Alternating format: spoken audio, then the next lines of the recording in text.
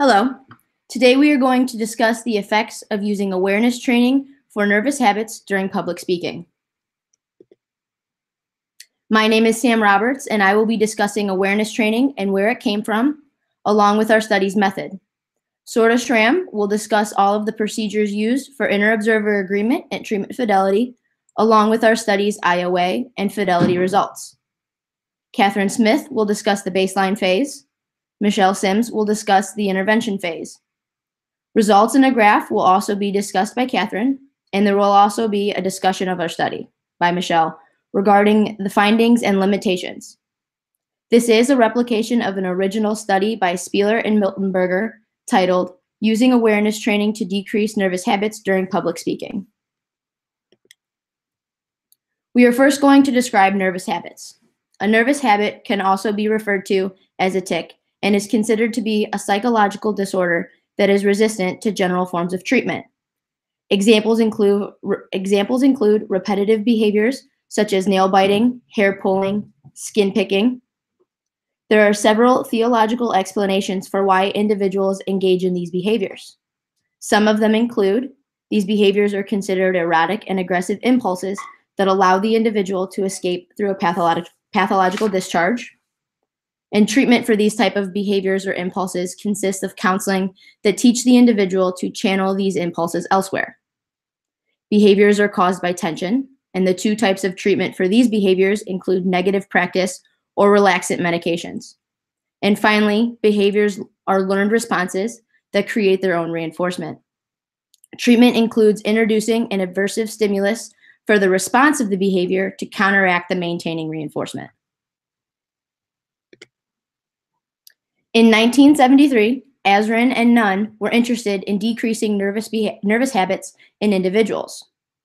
Behaviors that were targeted included shoulder jerking paired with elbow flapping, head jerking, head shaking, eyelash picking, nail biting, and thumb sucking. The hypothesis was that by making the individual aware of the behavior when it naturally occurs and teaching a new replacement behavior that was incompatible with the previous one, the target behaviors would decrease. They developed a habit reversal procedure to decrease the targeted nervous habits. Habit reversal is considered a behavioral treatment package that addresses body-focused, repetitive behaviors and tics. Originally, the reversal consisted of 14 components that included awareness training, self-monitoring, relaxation training, component response training, generalization training, inconvenience review, and behavioral rewards.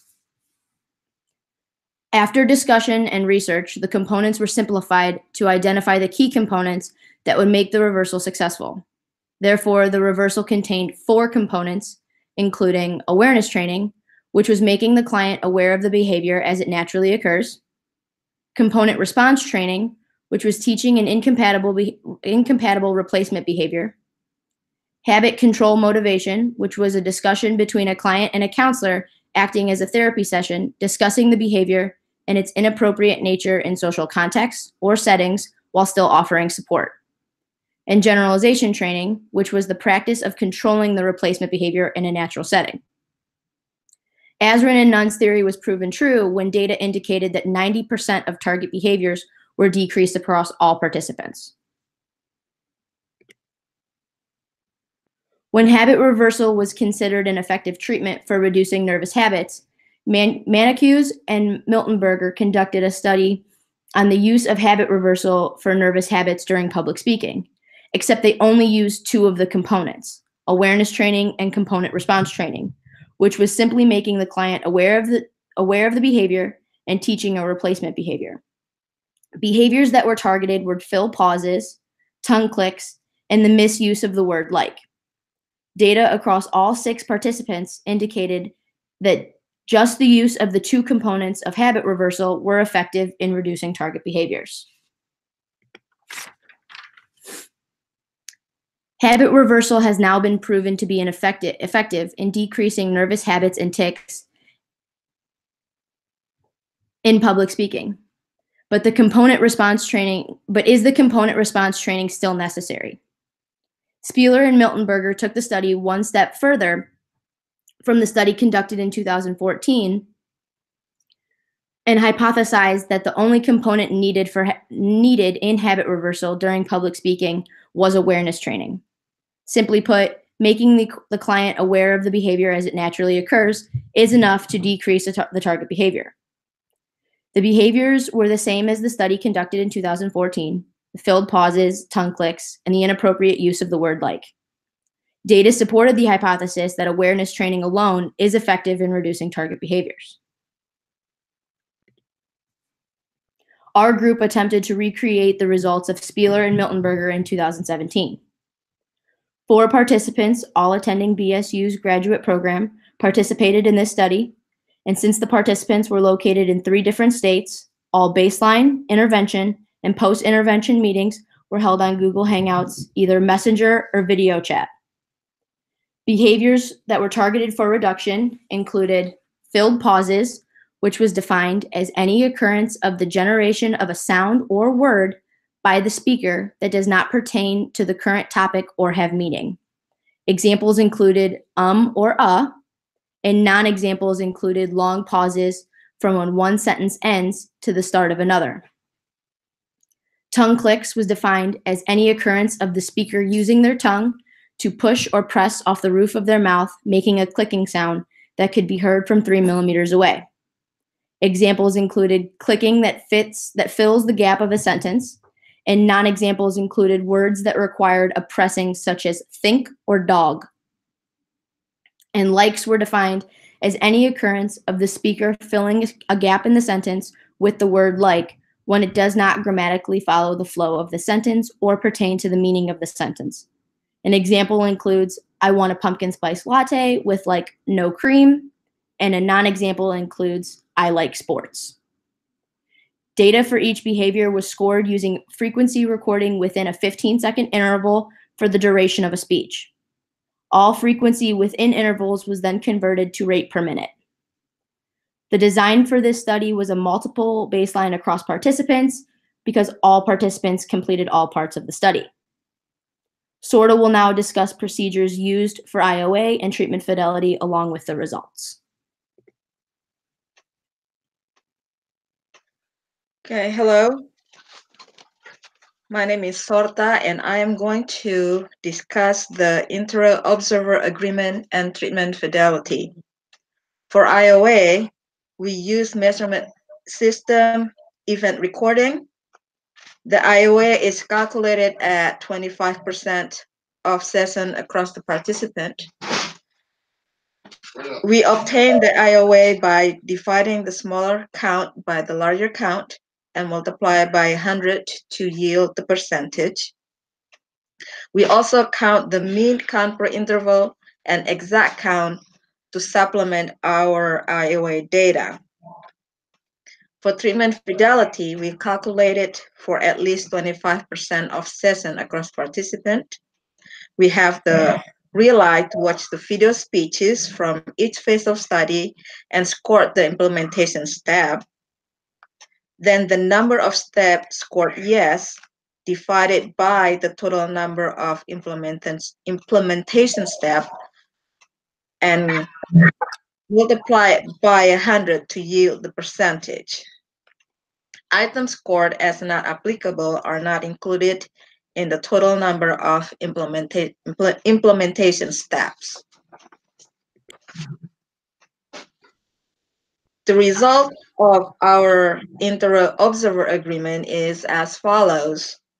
Sam's mean IOA is 71% on baseline and 67% at intervention phase for and I vocalization, and mean IOA for tongue click and inappropriate like is 100% across phases. Catherine's mean IOA is 100% across all phases and all target behaviors.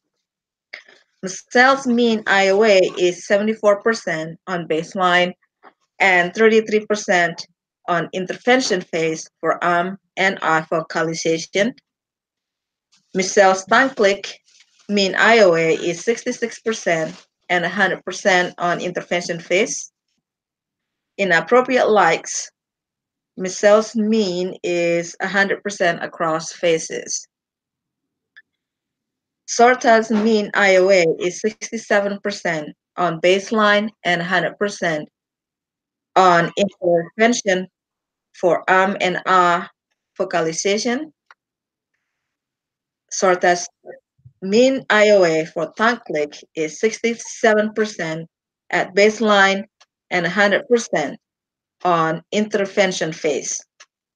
Inappropriate likes mean IOA for Sorta is 100% on baseline and 83% on intervention phase. The inter-observer agreement across participants, as we can see, is a little bit below 80%. And the only possible explanation we have for a low inter-observer agreements probably due to an experienced data collector. Next, we're talking about the result of treatment fidelity. In the original study, there is no data how they get their treatment fidelity. So to solve our problem, we use the Cooper book and created a checklist based on an example in Cooper textbook on page 237. We divided the group into two, and the other group will be our rely and scored the checklist when they saw the other group speeches. And the result for our study for treatment fidelity, there is a range from 80% to 100% treatment fidelity across all phases and participants. And now, Catherine will talk about baseline phases.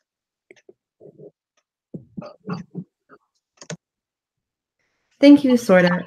So for the baseline phase, we did our best to replicate the project, even with the restrictions of technology. To prepare, we decided that it would be best to divide ourselves into two groups, which was also done for the project itself. These two groups each had a participant acting as a primary data collector and the other one giving the speech. After the speeches were completed, the group switched roles and then it was done once more. There was a 10-minute time amount allotted to take a note as per the project.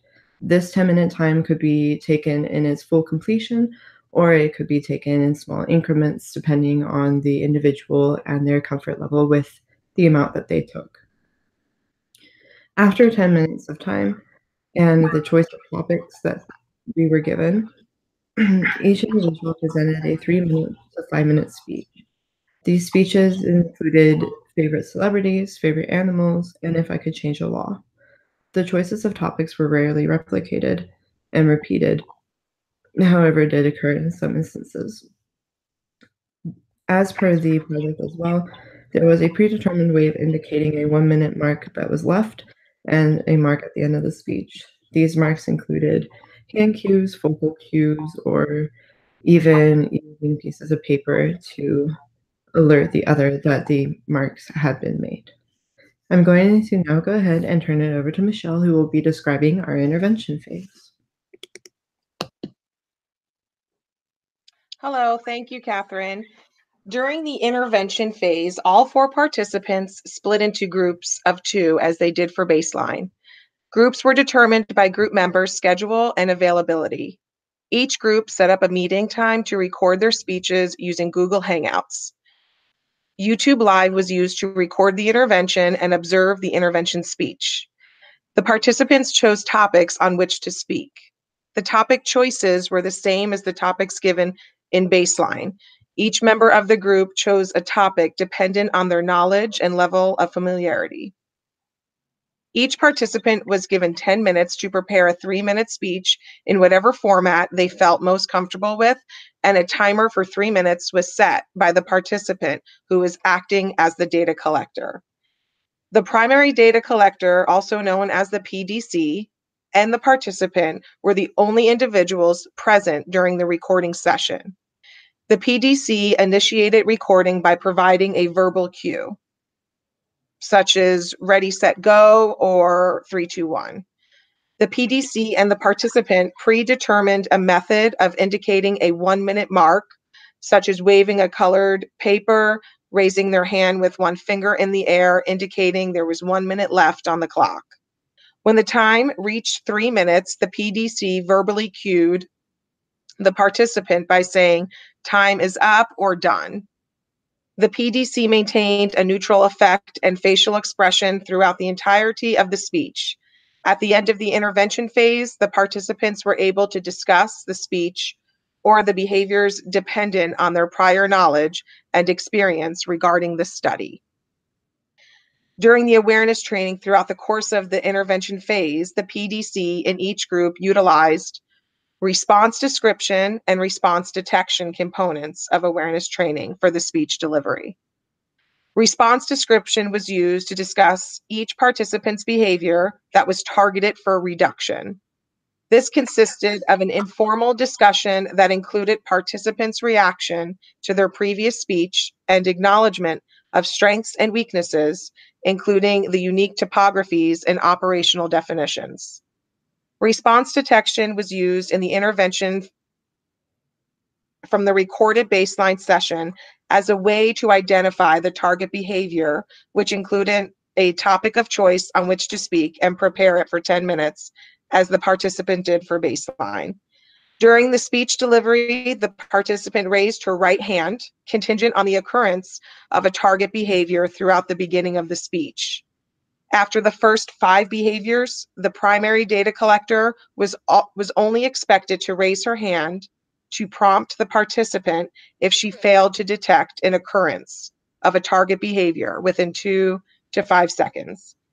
The participant delivered a speech until 100% of target behaviors were accurately identified in one presentation, or until 90% were identified across 2 consecutive presentations. Now we will take it back to Catherine as she presents the results. Thank you, Michelle. So for the results, we found that awareness treatment to decrease nervous habits displayed. This meant that almost all of us, actually all of us, were able to identify the nervous habits that we had and almost immediately raised our hands and were made very aware of them. Nervous habits were reduced in all participants across the study, so it was extremely effective for us to see. However, this could also be partially due to the fact that we all knew about the nervous habits beforehand due to being involved with this presentation. Please see the next slide for graphs. We're going to look through them real quick. And so the graphs show that decrease. For Michelle's baseline, she had approximately 16 uses of nervous habits, and they decreased all the way down to approximately 2. Sorda's had a fairly high count as well and decreased down to about 1. My own had 1 to 2 and then decreased to 0. And Sam's had quite a high frequency and decreased back down as well. So overall, we all decreased significantly and made great strides and progress. We're going to go back to Michelle, who will be discussing our discussion.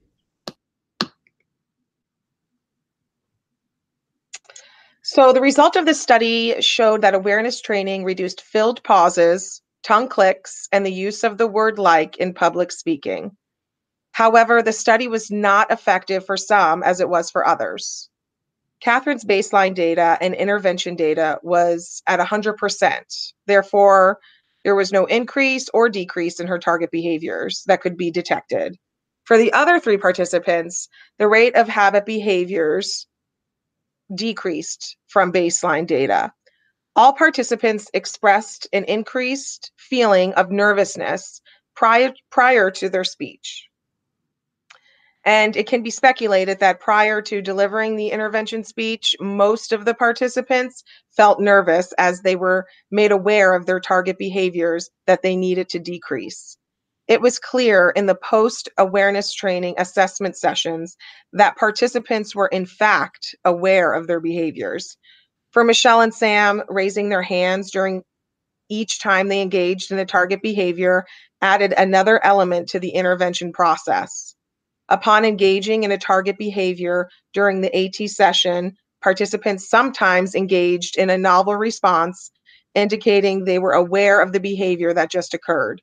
These behaviors included a smirk, an eye roll, and other behaviors that indicated they caught themselves engaging in one of the target behaviors. One limitation of the study was that it forced presentation opportunities and used improvised speeches. Most university students who are delivering a public speech are likely to give speeches on topics they are currently studying. Furthermore, they are likely to use several opportunities to prepare and rehearse their speech before presenting to an audience. Other limitations of the study included the inexperience of technology for participants. Recording live video proved to be a challenge, leaving some of the participants spending a significant amount of time navigating their way through technical difficulties. By the time participants were ready to deliver the speech, increased stress had ensued. While the generality probe allowed us to determine acceptable habit rates for speeches, it still does not provide us with enough data on whether treatment effects would generalize to a naturalistic speech environment. Overall, awareness training did address habit reversal on public speaking, yet the study being implemented via live video by 4 students living in 3 different states proved to have its challenges. And that will conclude our presentation.